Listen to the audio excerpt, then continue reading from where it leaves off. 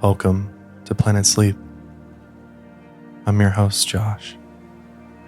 And tonight, I'll be taking you on an epic, beautiful, and relaxing journey through Banff National Park in the stunning Canadian Rockies, which offer places to rest, trails to hike, and wildlife aplenty.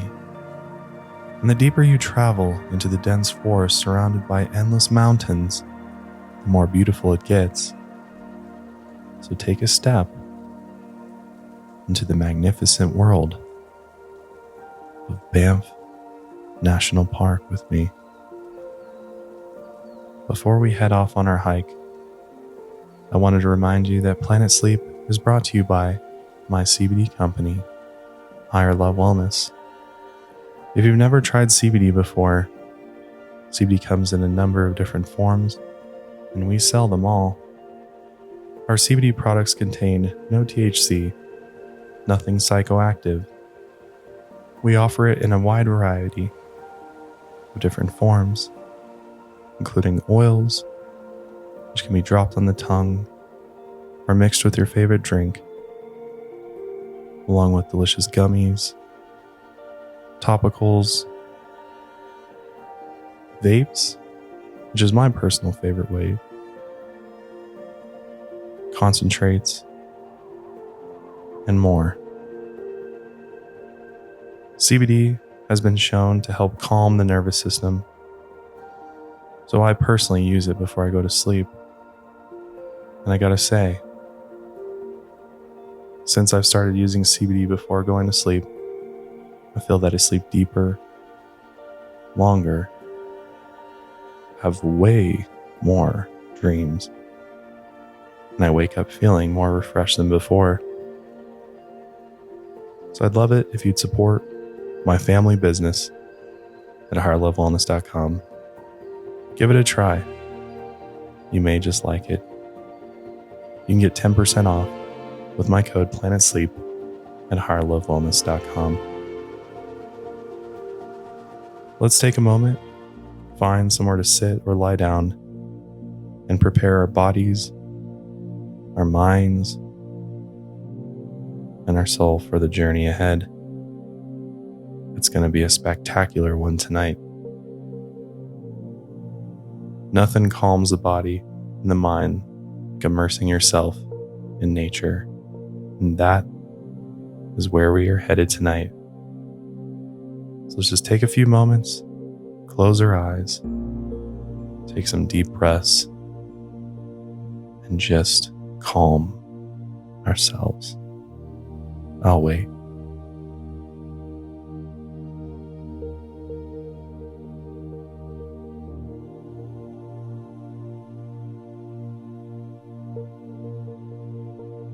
Feeling better? Me too. Let our journey begin. Between the tall pine trees, where the mountains meet the valley, a large hotel carves out a small section of forest. This building has overlooked the surrounding lands for decades. Railroad workers first plunged through the woods in 1883 and discovered a series of mineral springs across the land. It was then that the men of the Canadian Pacific Railway considered constructing a grand hotel in the Canadian Rockies. Ever since the coast-to-coast railway across Canada trekked through the Rockies, the area was never the same. And the men who plowed through saw the future of tourism. The Canadian government created a reserve to protect the springs and surrounding areas in 1885, and the hotel debuted as the Banff Springs Hotel in 1886, which led to the site becoming a national park just 1 year later.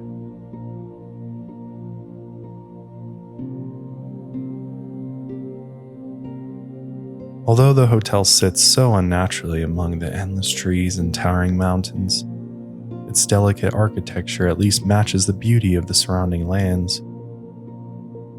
Anything less would be a brutal eyesore.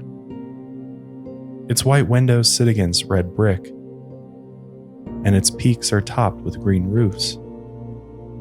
From where it sits on the mountainside, any view from the windows is a good view, and the walls rest against the low-lying ridges at the base of the mountain. It's been given the nickname Castle in the Rockies, and from a distance it looks like it could have been a real castle. But in the time of medieval men and castle fortifications, this area of Canada was an unexplored haven, untouched by the hands of men for so long. But here, the hands of men have finally left its mark. At least it gives visitors a place to rest. The hotel has served visitors for over 100 years, with you among them. You pack your gear and head out into the wilderness of the Canadian Rockies. Vast, fresh, and full of life. Its trees sway and breathe in the wind, and you take your first adventurous steps into the realm of the Canadian Rockies.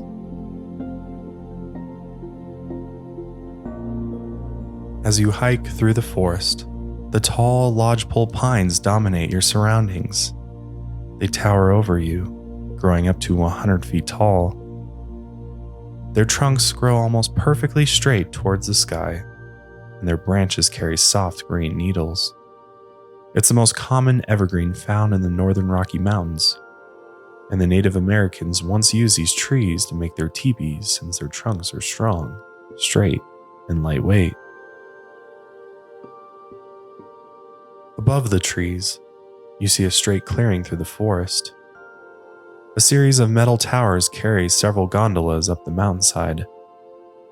As you're surrounded by trees, you figure you should get a higher view of your surroundings in order to get a lay of the land. Once inside the gondola, it takes you up the side of Sulphur Mountain. A long stretch of cables carries you toward the peak. And the higher you go, the more you begin to see the land from a bird's eye view. Above the tree line, the cable takes you higher and higher. Before long, you can now see the luscious valley below. The Banff Springs Hotel is now just a blip within the valley of trees, guarded by massive mountains. The mountains stretch to the horizon, where their peaks disappear in a white mist of rock, and between them thousands and thousands of trees cover the valley. It's almost impossible to see a clearing anywhere in view. The only place where the trees stop is near the far-off town and curling river that snakes through the forest. Carving through the valley, you see traces of bright blue water reflecting the sunlight. Its movement steers through the cluster of trees and mountains. This water is the only thing that seems to have a sense of direction in this endless mountain range. So you figure this river is where you should head next, and you'll let the river be your guide.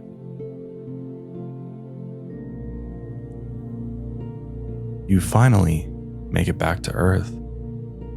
As you exit the gondola, with your feet back on the ground, you head further away from the hotel. Passing through the long stretches of forest, the sound of rushing water reaches through the trees.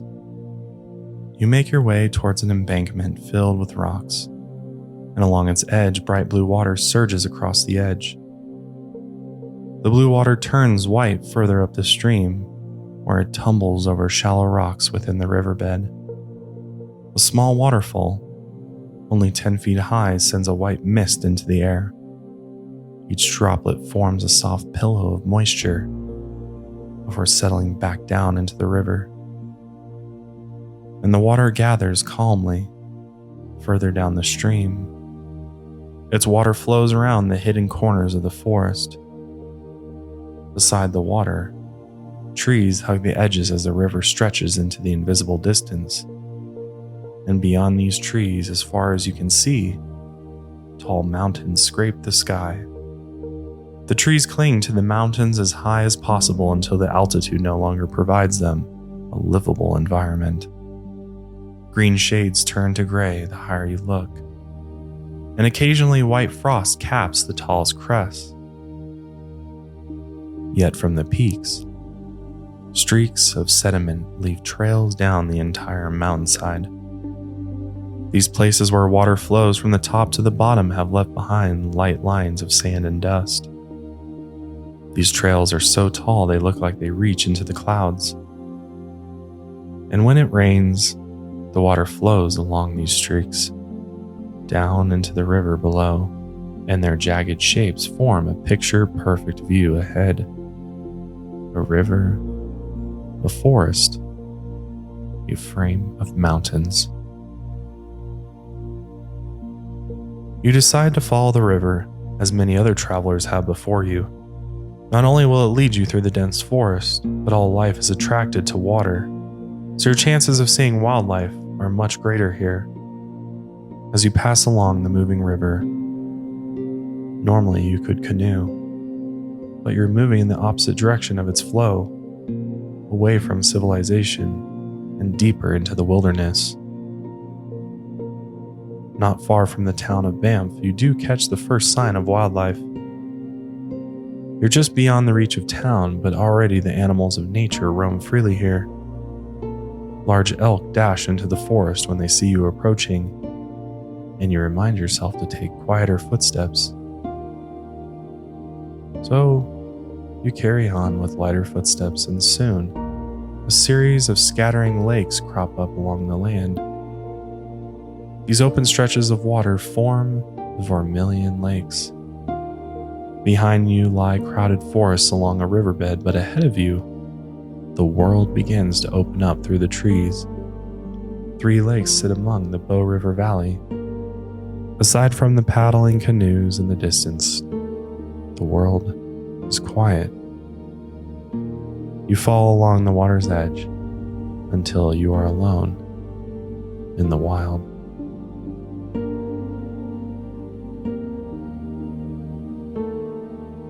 Quietly, you make your way deeper into the unknown. It isn't long until you spot something waiting in the shallow waters ahead. A brown figure on all fours gracefully trudges in the water, and 2 smaller figures follow. From a distance, it looks like a grizzly bear, large, furry, and terrifying up close. The bear is best experienced from far away, especially when she has cubs to defend. So quietly, you crouch down in the brush and take in the scene. The bear looks like it weighs almost 400 pounds and could stand up to 6.5 feet tall. Its fur is a light brown around its head and body, but it gets darker around the legs. A muscular hump can be seen near its shoulders, giving her a very powerful look. And her short round ears perk up from her head. She is always on alert.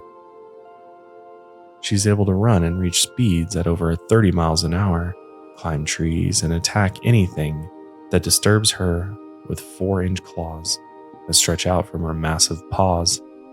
Luckily for you, she is calm now. She casually walks through the shallow water with her 2 cubs behind her as they look for fish to eat.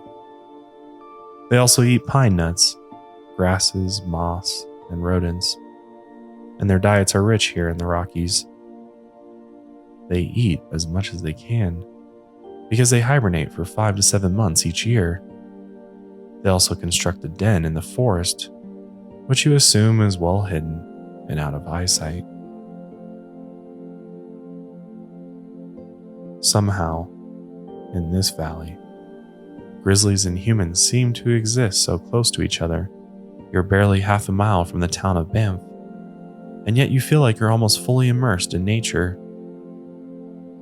If it wasn't for the occasional honk of a horn from the nearby highway, you could be fooled into thinking you're deep into the Canadian wilderness.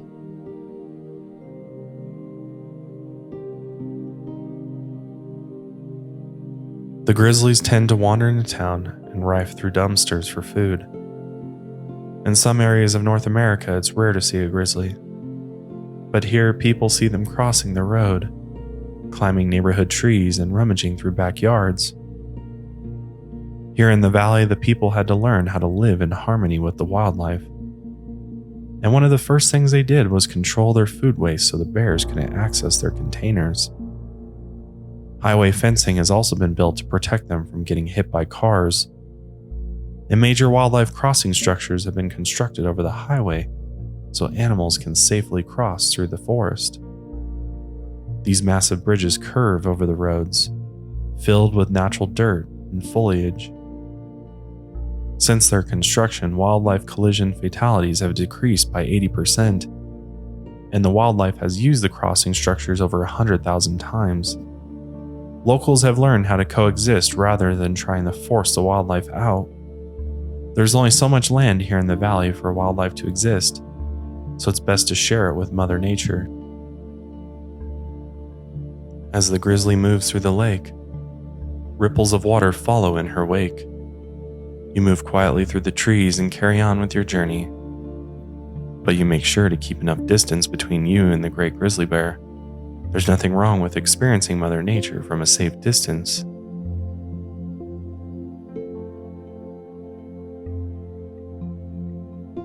You follow the series of lakes, 3 in all. Each one gives you a new view of the forests and mountainsides. Each one is familiar yet different. And although they all harbor the same list of trees, waters, and mountains, each gives its own sense of beauty. The charm of each site hides within the small details. From here, the mountains start in a different direction, and the water moves along the lakeshore. Shadows cast along the dark side of the forest, and the sun towers over everything. And just as you finish your journey through the Vermilion Lakes, you're reminded of this land's history. Whose land was this? What land was this hundreds of years ago, before highways and wilderness crossings?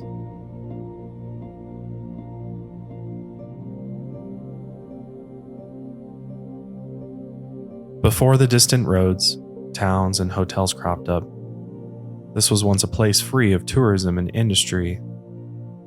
Its human history spans centuries, and between the trees and mountains, the first traces of human activity goes back nearly 10,000 years. This was once the home to many indigenous peoples of North America. They had used this land to hunt, trade, travel, and practice their culture. And many of the names given to places in the area are known by their indigenous names. As this national park became Canada's first ever national park in the late 1800s, the indigenous people were forcefully removed between the years 1850 and 1920.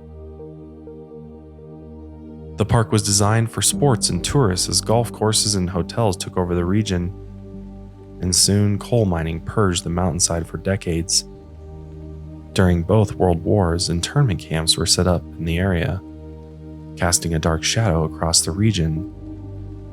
Luckily, the darkest stretches of history are hopefully in the past, although traces of it still remain.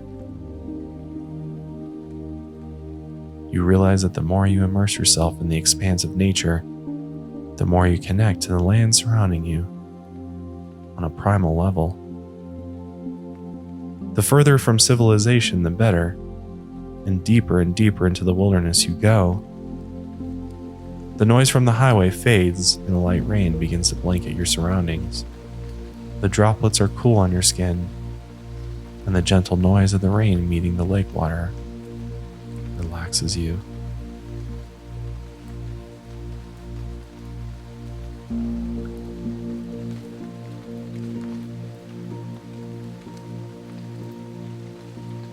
Again, you find the direction of Bow River. Its water bends and curves through the valley. The distant call of an elk echoes between the mountains, and you welcome the sounds of nature. You follow the river for miles and lose track of time. On your long journey, you pass by fallen tree trunks that dam the river. The water dodges each obstacle and continues onward. Patches of white rocks appear between the green foliage, and they hug the inner turns of the river. Thick sprouts of reeds grow along its banks, giving the river its name. The First Nations of indigenous people had used these reeds to make bows. so the river was called the Bow River. Long before European settlers arrived to the area, First Nations used this river to travel through the valley and hunt buffalo. In Blackfoot language, the name for this river is Makabun, meaning river where bow reeds grow. Others use this river for fishing when buffalo are hard to come by. Even today, as you follow the riverbank, you pass a fly fisherman. He wears a pair of rubber waders as he whips his line back and forth in the air. The sun catches his line and you watch it dance above him. After moving it back and forth, he casts it into the water, and the hook plunges into the riverbed, and the fisherman silently waits. As you continue on, you watch him waiting for a catch. But as the minutes pass, nothing bites. But that's alright. Sometimes the pleasure of fishing is making a great cast and absorbing the ambience of Mother Nature. The dragonflies hum along the water, and the birds chirp in the trees. And you carry on beside the river.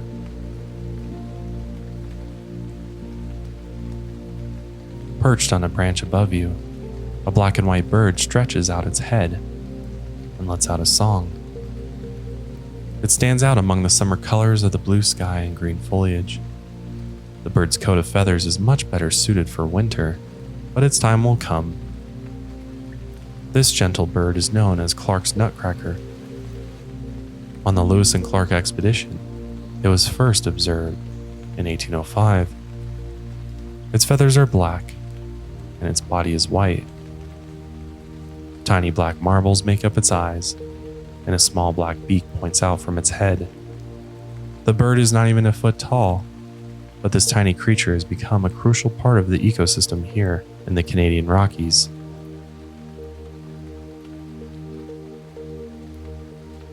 They seek out all the white pines in the valley, and you watch as the bird moves toward the pine cones at the edge of the branch. Carefully, he uses his pointed beak to break the pine cone open. He digs around and removes the tiny seeds within the cone and eats them.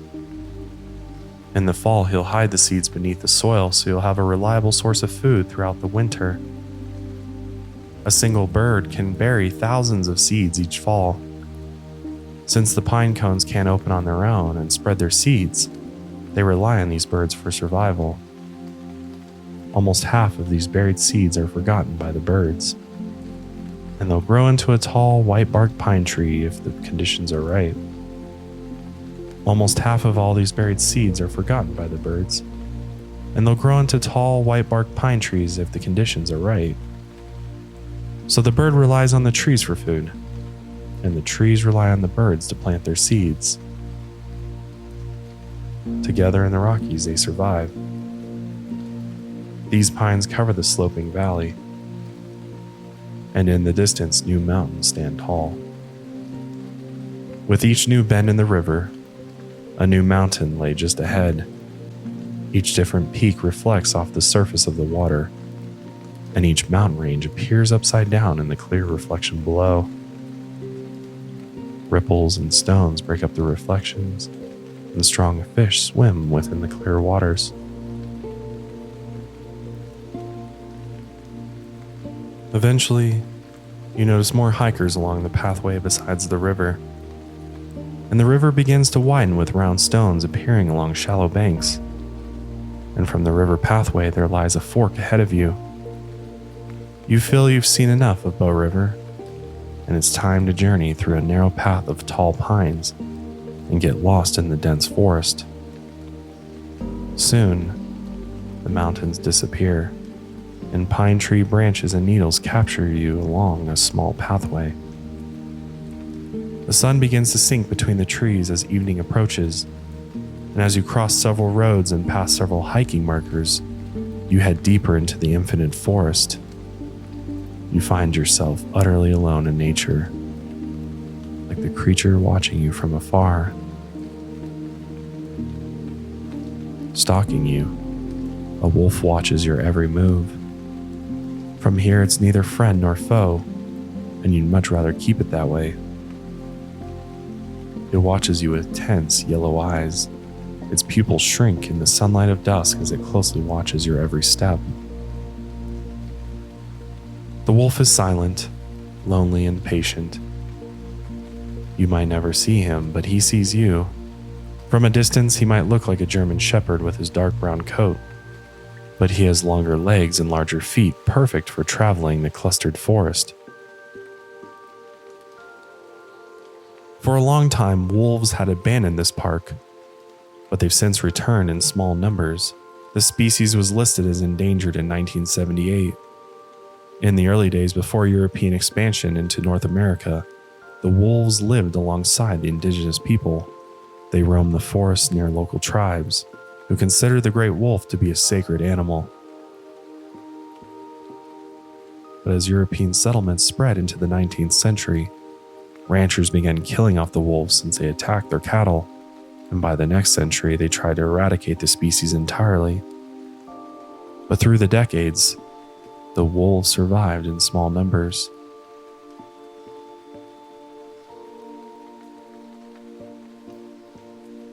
Thankfully, a wolf recovery plan was established in 1978, and their numbers have slowly returned. Only a few dozen of them roam the land of Banff National Park, and only one wolf pack is known to live in the valley where you hike. The wolf that watches you is a member of the solitary pack, but he travels alone at dusk. He watches you with a quiet curiosity. He has no interest in eating you since his stomach is full from the elk he hunted the night before. He only watches you for his own safety, and after you pass through his bit of territory, he wanders off, returning to his pack. You never even knew he was there, watching you. But if you're lucky, you'll hear his graceful howling after the sun sets.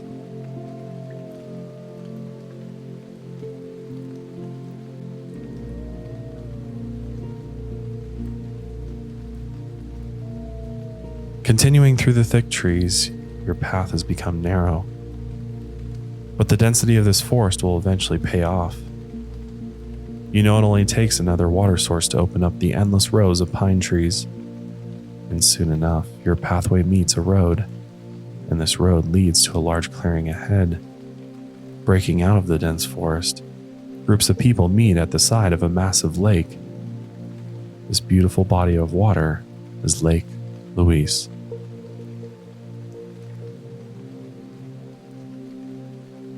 A clear, warm day blesses you at the bank of this lake.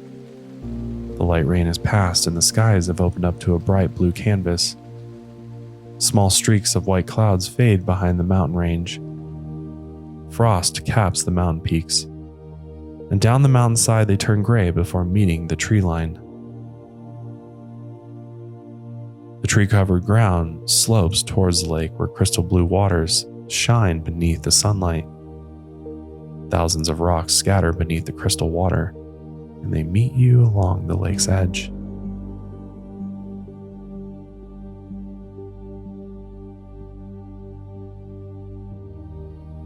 You reach your hand into the water, and it's nearly freezing.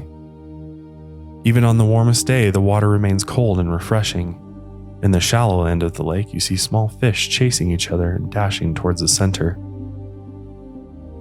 As you make your way around the lake and up into the higher hiking trails, you spot small creeks of melting snow.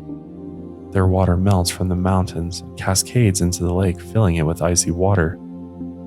This entire lake was formed by a massive glacier carving away at the Earth's crust while it moved across the land.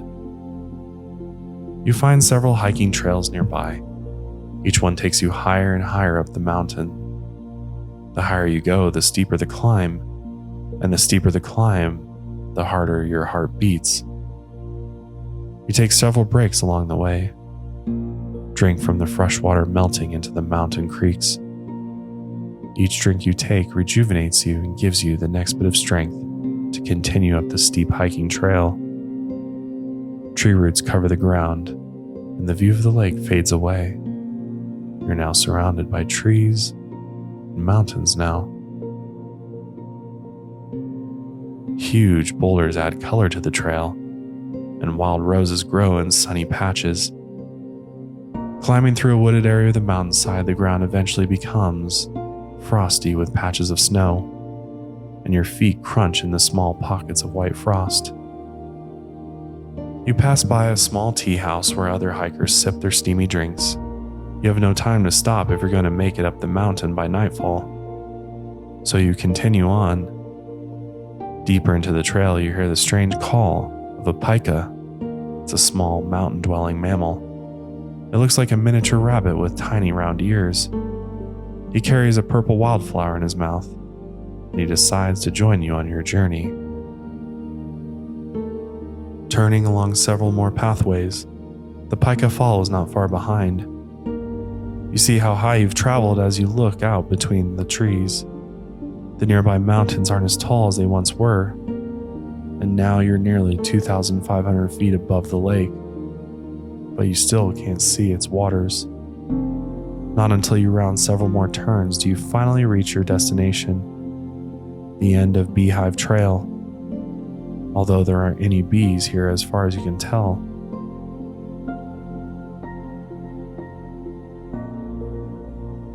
As you come up to the end of the trail, the beautiful vista opens up below you. At the edge of the cliff, you see the crystal blue waters of Lake Louise below. It looks like a magical crystal carved into the land, surrounded by dark evergreens and slanting mountains. You sit down at the trail's edge and take in the view. The pika joins you on your lap. Up in the distant sky, small clouds hover above the tall mountains. Silhouettes of birds fly across the mountaintop, and the snow flickers in the sunlight as it scatters into the air. The sun begins to set behind you, and the giant shadow of the mountain starts to cover the lake below. Inch by inch, you breathe in the cool, crisp air. Heavy, deep breaths in and out.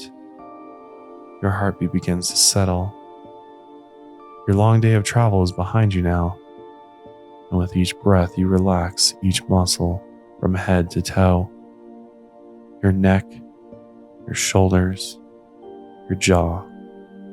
Each muscle releases its tension as a feeling of gravity holds you to the planet. It shines beneath the last bit of fading light, and the early howl of a wolf echoes through the nearby forest.